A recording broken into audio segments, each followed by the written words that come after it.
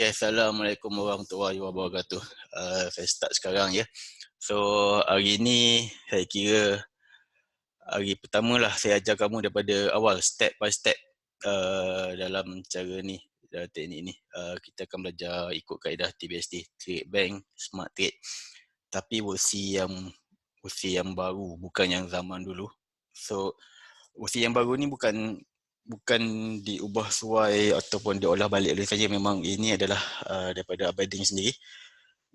Versi baru, kalau korang belajar yang lama-lama yang tahun 2010 itu yang kita kira macam awal-awal dia lah. Bila dah lama, saya ingat 2014 kot, dia dah berevolusi, dia dah jadi makin detail apa semua. So yang sekarang ni kita akan ikut yang tu lah. Okay, dalam TBST ni, apa yang korang kena faham adalah dia punya zone-zone dia. Jadi yang hari ni sebagai pengenalan, kita akan tengok apa elemen yang penting untuk korang buat untuk trade pakai kaedah ni. Yang pertama dia ada beberapa SNR yang kita kena tarik. Setiap hari ada SNR dia yang kita kena tarik. Dan ada keadaan tertentu SNR tu kita boleh extend. Okay, saya catat yang pertama yang korang kena tahu sangat adalah kita kena makin candle jam 8. Candle jam 8 waktu Malaysia. Tak kisah korang duduk dekat Australia ataupun US ataupun London, tapi kena patah balik ke waktu Malaysia jam 8. Saya kira open untuk Juno market dia adalah open pukul 5. Ada setengah broker dia open pada pukul 6. So yang tu kena aware. Dan kita tengok pula DST, Daylight Saving, dia akan berganjak. Kalau pukul 5 sekarang ini, mungkin akan datang bulan 11 nanti dia akan berganjak jadi jam 6. Okay, tak kisah macam mana sekalipun, tetap kita ambil kira candle jam 8. Contoh ini 5, 6, 7 dan 8. Okay, 5, 6, 7 dan 8. Okay, candle jam 8 ini kita akan ambil high dan low dia. High dan low dia ini kita akan marking. Ini dipanggil sebagai zone A. Okay, ini adalah zone A.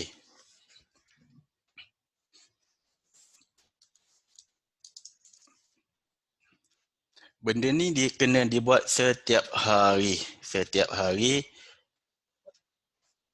Maknanya kat sini 5, 6, 7, 8. Ini candle dia, ini zone dia, zone A. Okay, dan seterusnya lah. Yang ini yang pertama. Kita tak payah tarik dia sampai ke esoknya. Ke esoknya tak perlu. Jangan pendek sangat. Okay, agak-agak je. Hanya untuk hari tersebut saja. Kita akan pakai benda ni untuk hari ini saja. Apa fungsi dia, zone A ni? Fungsi dia adalah yang pertama adalah tempat untuk kita entry. Yang kedua adalah tempat untuk kita TP. Dan yang ketiga dia berfungsi sebagai SNR yang kuat. Okay, dan yang paling utama, zone A ni biasanya kat sinilah akan terbentuknya laut tenang. Okay. Tengok macam sekarang ini dia keluar daripada sini, sepatutnya dia pergi ke belakang, tapi tak apa sebab SSR arah dia adalah buy. Dia keluar ini kat sini saya kira jam 2 kot. Okay. Bila dia keluar salah arah ini, kita akan panggil candle lanun. Okay. Tak apa, yang tu kemudian. Dan dia masuk balik. Ini adalah arah dia sebenar. Masa ini ya kita buy, dan kalau kita miss, kita boleh tunggu lagi sekali. Lagi sekali untuk masuk waktu UO. Ini adalah yang pertama, zone A. Okay, yang kedua adalah zone B. Zone B ini kita akan ambil daripada close body. Zone B dia ada dua. Satu zone B low dan satu zone B high atas. Ini pun kita kena tarik hari-hari. Okay. Paling paling mudah adalah kita tengok yang paling low dekat sini adalah yang ini. So ini adalah zone B low dan ini yang paling tinggi. Ini adalah zone B high. Okey, ni tak payah kira. Dan cara dia juga, kita tak perlu tarik dia sampai ke belakang. Tak payah. Kita cuma tarik dia sehingga keesokan harinya sahaja. Sehingga keesokan harinya saja. Sama juga dengan yang ini. Kita akan tarik dia sampai keesokan harinya sahaja. Kat sini saja. Okey. So untuk hari ini kita tarik yang ini sampai dekat sini. Okey, yang bawah ini kita tarik, ini bawah dia tak ada. Dia kadang-kadang dia boleh ada zone B high dan zone B low. Kadang-kadang dia ada cuma salah satu dia. Kebiasaannya dia akan ada dua lah. Starting ini pun lebih kurang kat sini. So tak payah nak tanda lah dekat-dekat. Fungsi dia adalah untuk SNR untuk keesokan hari dia. SNR untuk keesokan hari dia.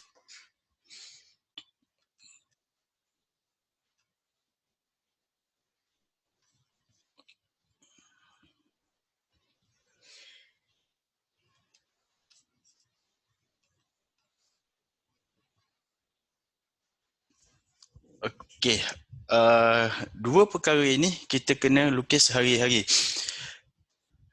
Untuk zone B ni, kita boleh tengok kalau kita marking dekat sini, besoknya kita nampak dia buat new high. So dia punya arah SS1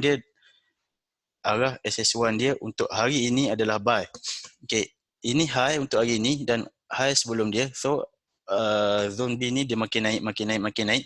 Kat sini pun dengan melukis zone B ni saja pun kita dah boleh detect dia punya trend. Sama ada dia masih lagi dalam trend ataupun dia dah masuk mode sideways. Benda ni penting sebab silap kita buat kiraan sama ada trend ataupun sideways, kita punya trading biasanya memang akan up. Okey, bila kita dah detect dia punya arah dia, zone B ni kita dah detect dia punya arah, barulah kita akan gunakan zone A ni untuk kita buat entry. Okey, zone A dalam versi yang baru, dia ada 3 jenis zone A. Zone A type A, zone A type B dan zone A type C.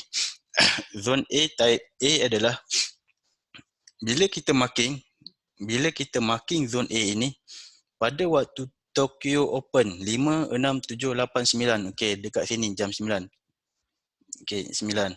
Kita tengok apa yang berlaku dekat sini. Kalau kat sini 5, 6, 7, okey, 8, 9.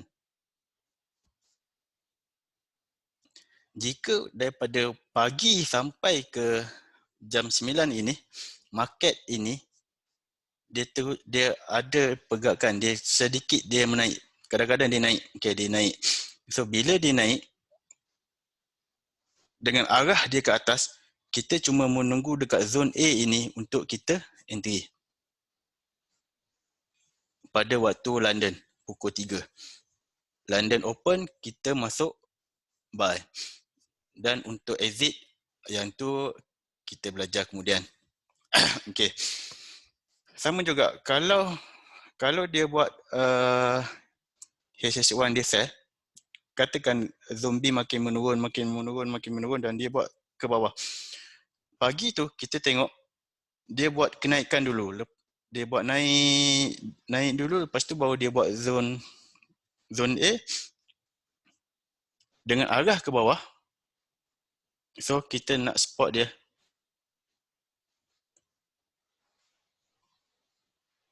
macam ni. Kita menunggu dia datang balik dekat zone A ini untuk kita entry.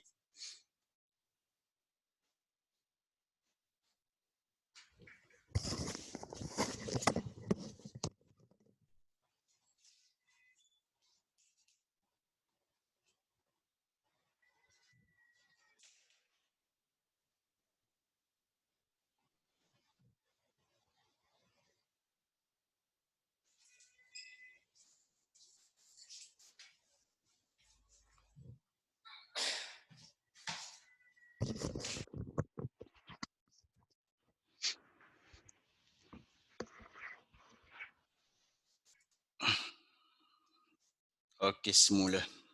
Payah nak lukis benda yang campur-campur ni. Cari satu kertas kosong. Whiteboard. Alright. Okay. Ini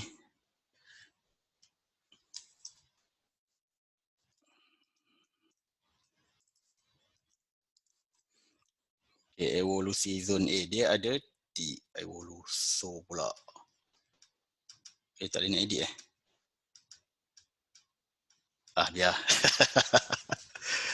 Okay, dia ada 3 type. Okay, type A. Type A, okay. Semula saya tunjuk. Okay. Mana garisan draw? Okay, ini draw. Yang ni kita kena tengok kalau pagi dia turun dulu. Okay, pagi dia turun dahulu.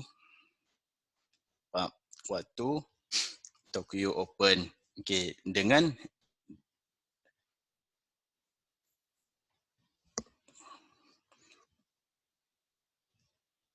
ini adalah zone A. Okay. Bila kita tengok arah market H1 itu, H1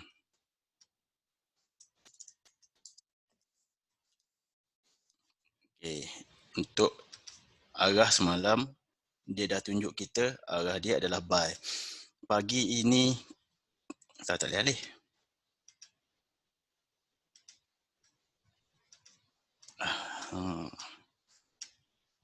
Okay, arah semalam dia ada new high.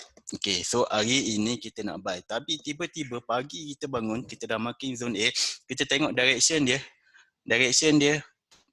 turun dulu. Okay, dia turun dulu. So, kita akan menunggu dia naik balik.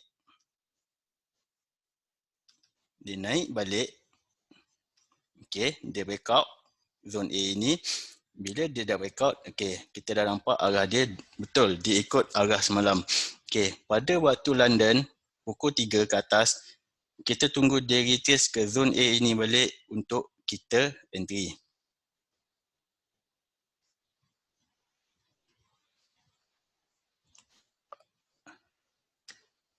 Payah lukis pakai benda ni.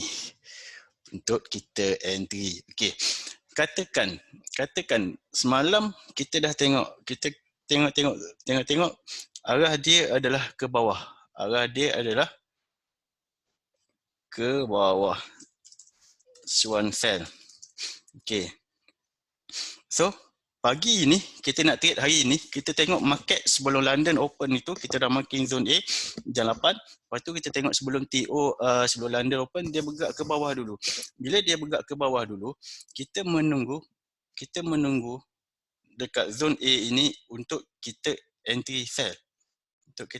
Maksudnya bila keadaan macam ni, korang dah boleh letak sell limit siap-siap. Okay. Yep. Malam, lepas tu dia akan turun untuk UO. Macam itulah. Ini adalah type A. Yang pertama.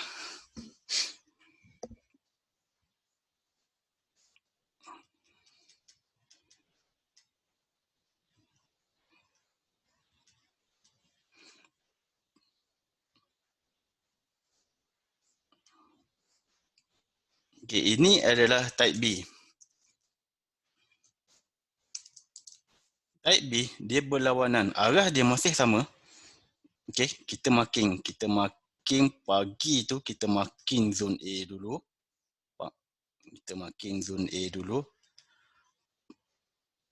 Okay. So, bila kita tengok pukul 11, pukul 12 tu, ke mana arah dia? Macam tadi, yang awal-awal dia turun ke bawah dulu. Kalau dia naik ke atas dulu, pagi tu dia naik ke atas dahulu. Sebelum London Open, dia naik ke atas dulu. Ini adalah type B. Kita tengok arah direction dia. Okay, arah market H1. Okay, H1 dia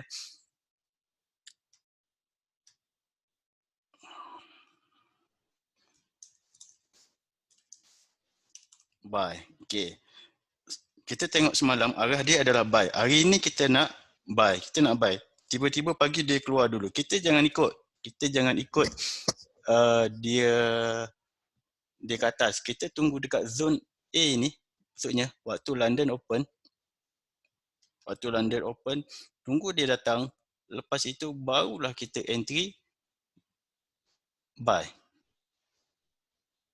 Kita entry buy. Nak exit macam mana itu bab lain. Biasanya kalau awal-awal lagi ni korang ambil je dulu 10 pip, 20 pip, 30 pip. Standard 30 pip lah. Okay. Jika arah semalam adalah ke bawah.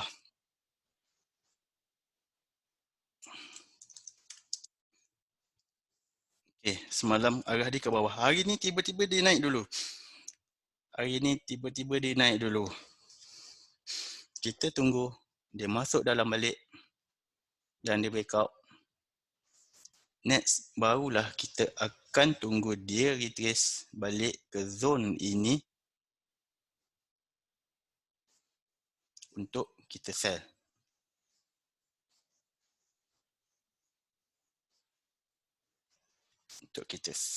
Ya, okay. Saya tahu ada setengah daripada kamu tanya, kalau kita dah tahu dia akan bergerak macam ni, kenapa kita tak sell dekat sini? Boleh sebenarnya. Tapi ini bukan dalam bab zone A, ini dalam bab lain.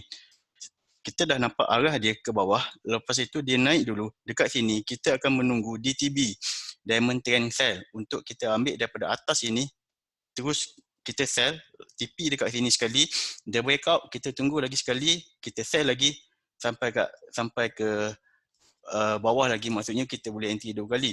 Itu bab lain. Okay.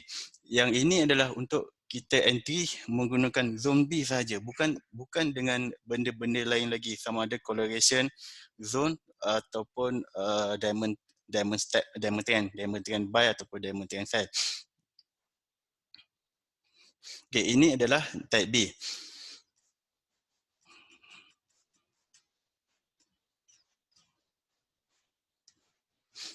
Okay, satu lagi, last kali kita ada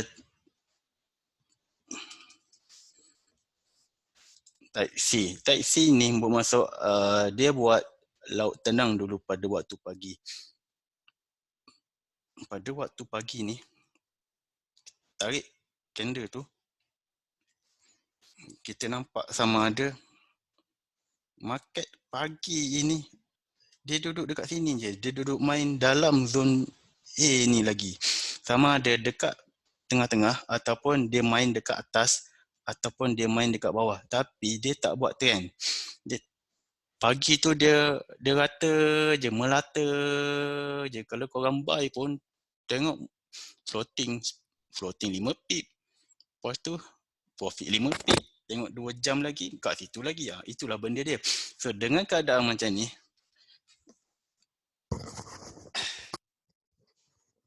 pun sama. Benda yang kita kena buat adalah jika semalam dia punya arah dia adalah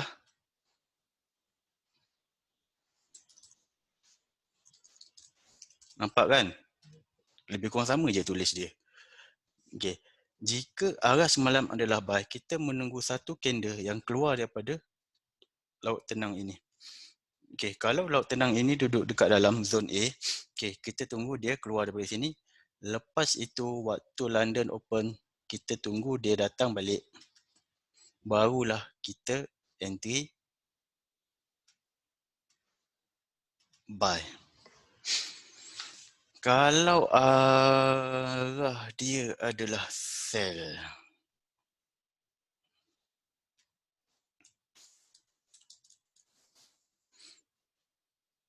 pagi tu dia buat laut tenang dahulu.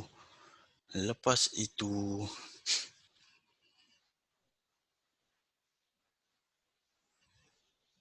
dia keluar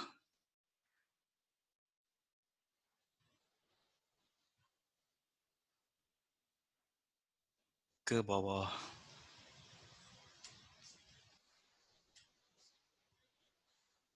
Barulah kita tunggu dia datang balik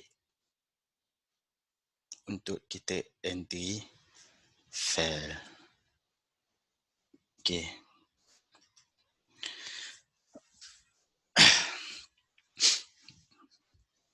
Ini keadaan untuk pagi dia flat. Lepas itu waktu London open. Okay, ini mungkin pukul 12, pukul 1, pukul 2. Lepas tu dia datang balik. Kita entry buy pada London open. Kadang-kadang dia boleh jadi, okay, dia dah merata kat sini. Okay, dia dah merata kat sini waktu Tokyo. Lepas tu dia keluar.